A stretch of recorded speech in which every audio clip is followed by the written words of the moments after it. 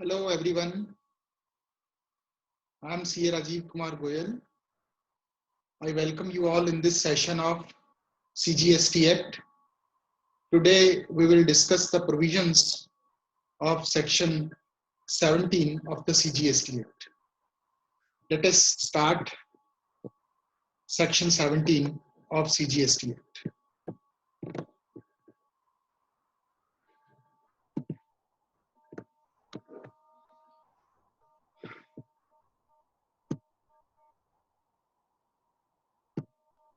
Section 17, subsection 1.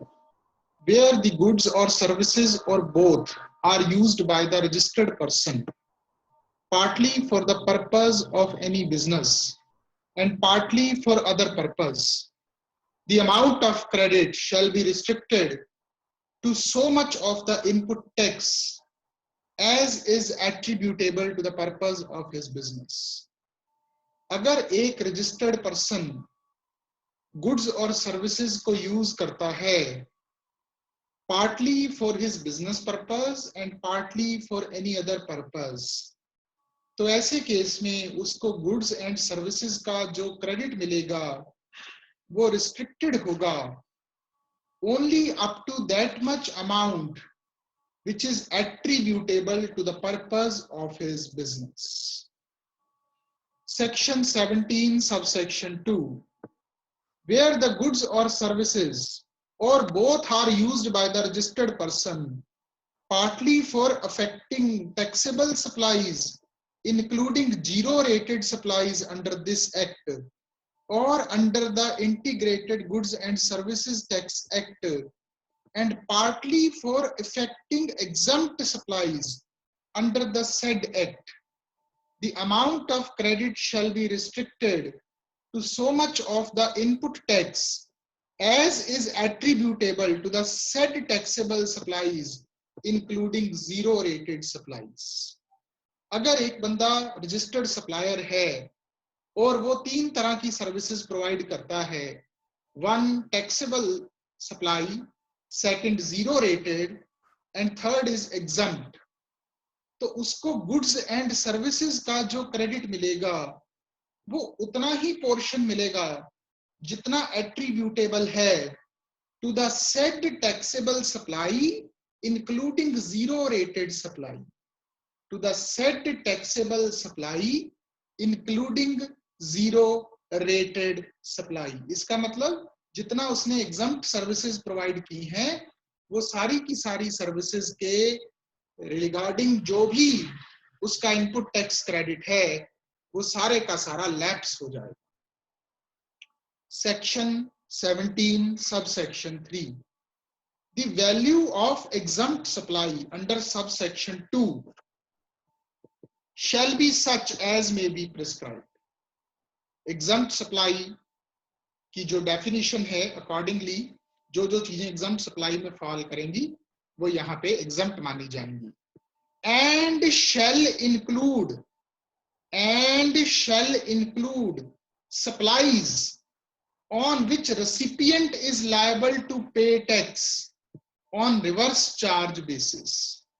तो my dear, मुझे ये बात बहुत इंपॉर्टेंट लग रही है कि अगर आपकी कोई सप्लाईज ऐसी हैं जिसपे रेसिपिएंट ने रिवर्स चार्ज बेसिस पे टैक्स जमा करवाया है या जिसपे टैक्स जमा करवाने के लिए रेसिपिएंट लायबल है, उनको एग्जम्प्ट सप्लाई माना जाएगा, उन सप्लाईज को एग्जम्प्ट सप्लाई माना जाएगा।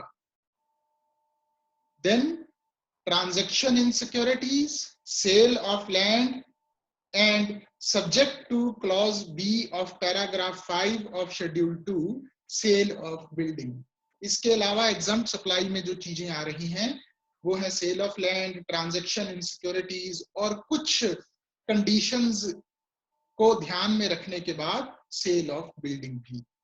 तो ये है section 17 का subsection 3.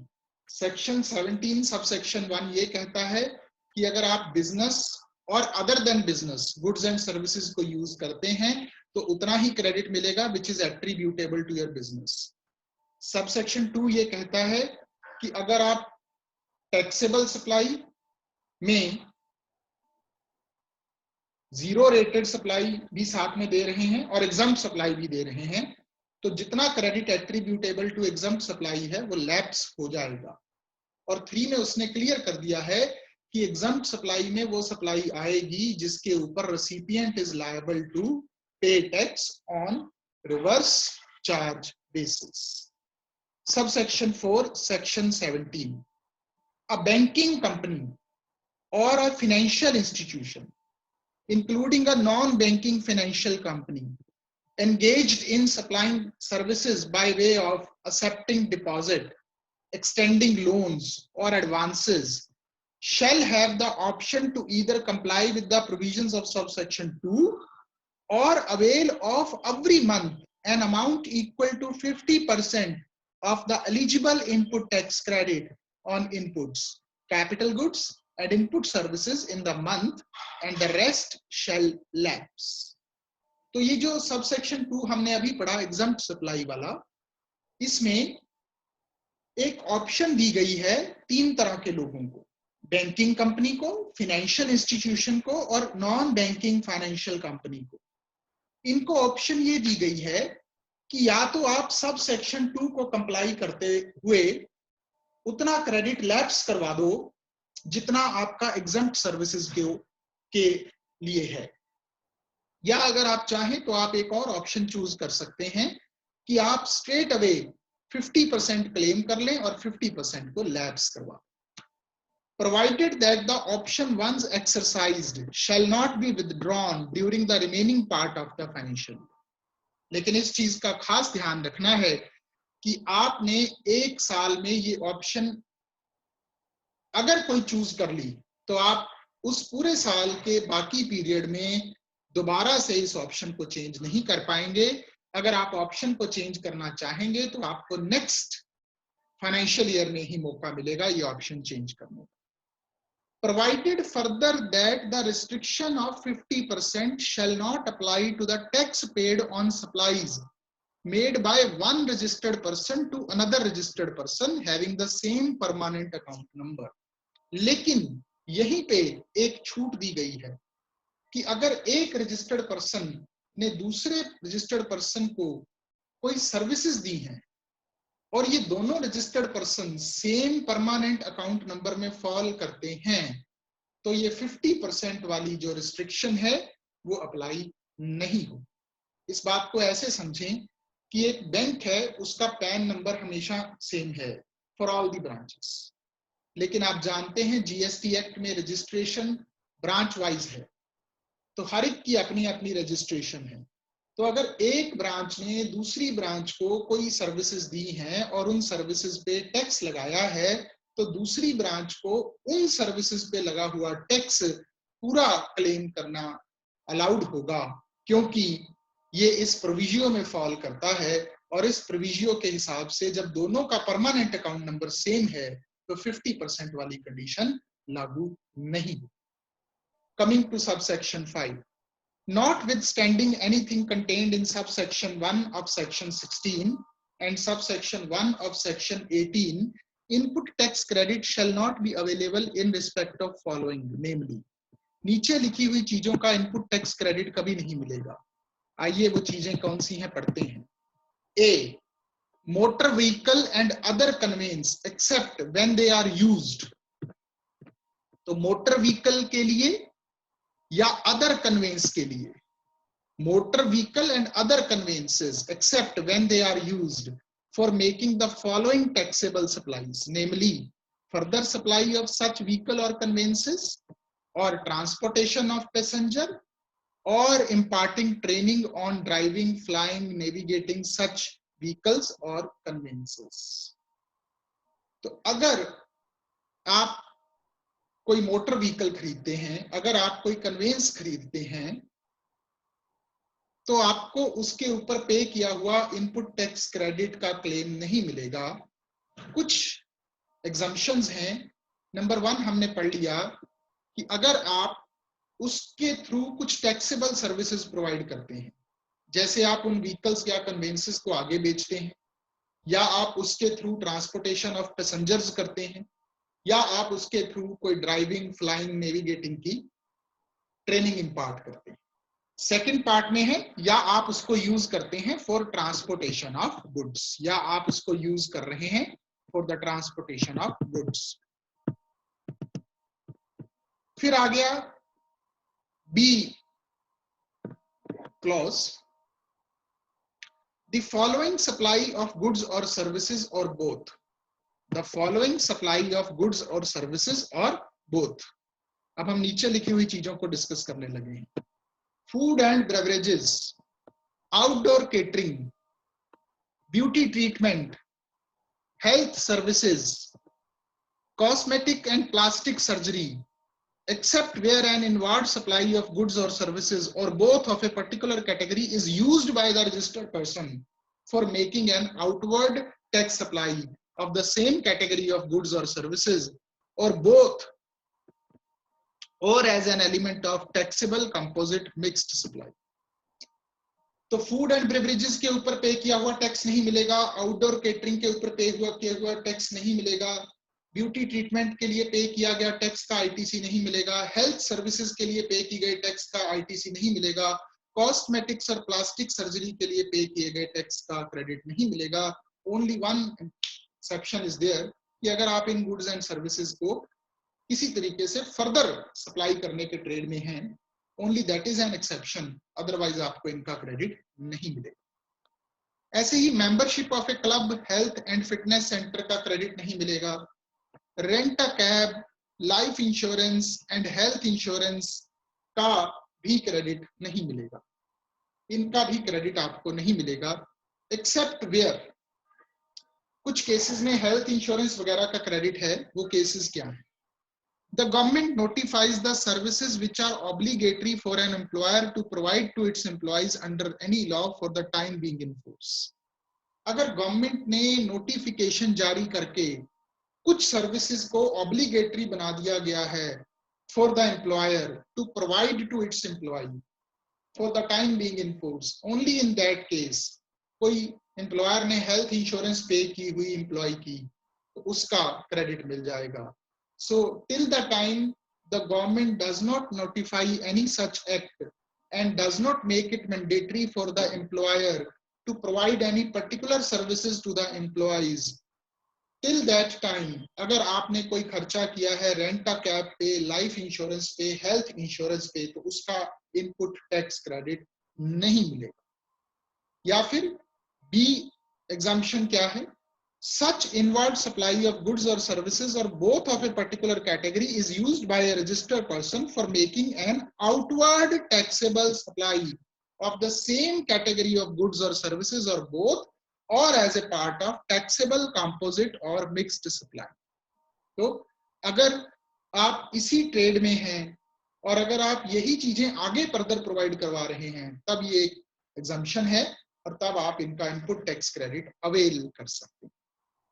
Travel benefits extended to employees on vacation such as leave or home travel concession, तो इन पे लगा हुआ जीएसटी का भी इनपुट टैक्स क्रेडिट नहीं मिलेगा। आइए क्लॉज 3 पे चलते हैं।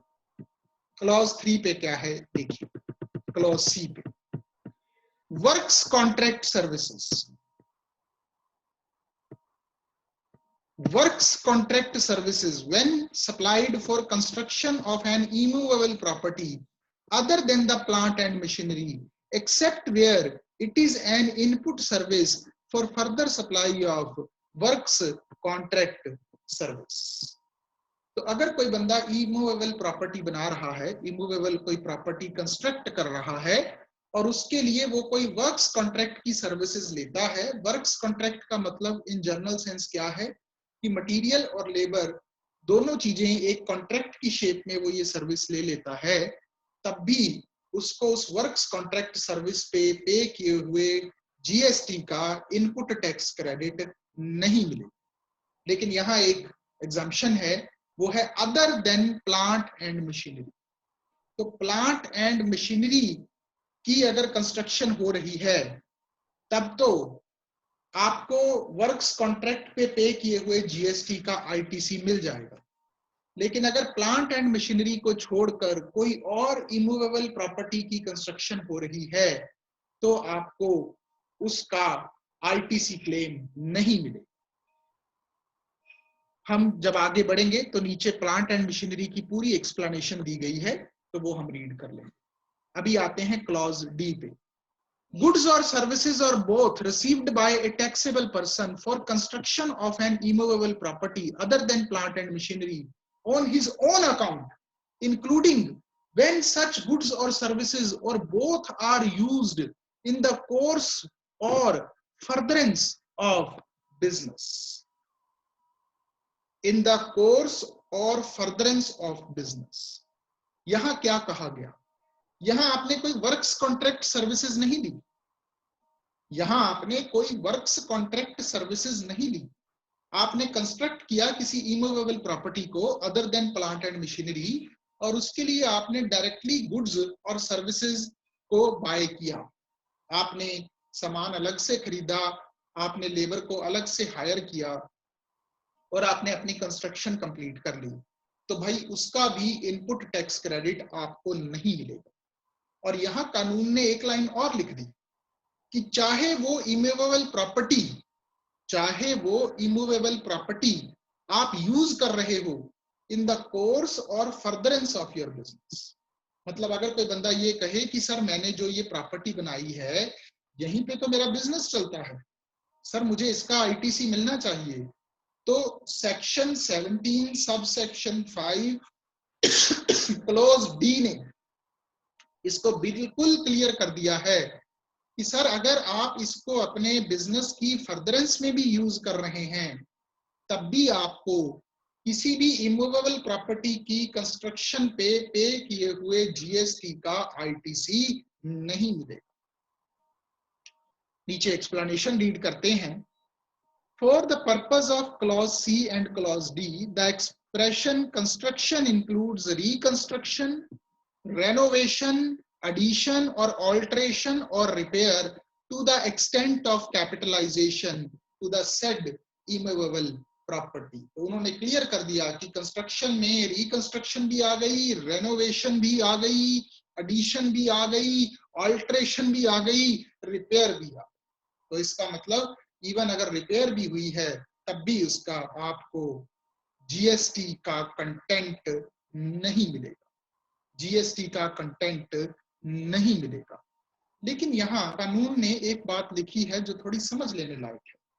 यहाँ उन्होंने कहा है ऑल्ट्रेशन और repair to the extent of capitalisation to the said immovable property, to the extent of capitalisation to the said immovable property. कल को बच्चों इस चीज का थोड़ा बेनिफिट लिया जा सकता है, अगर कोई बंदा कानून को अपने तरीके से यूज करे तो वो इसका बेनिफिट ले सकता है। वो कैसे?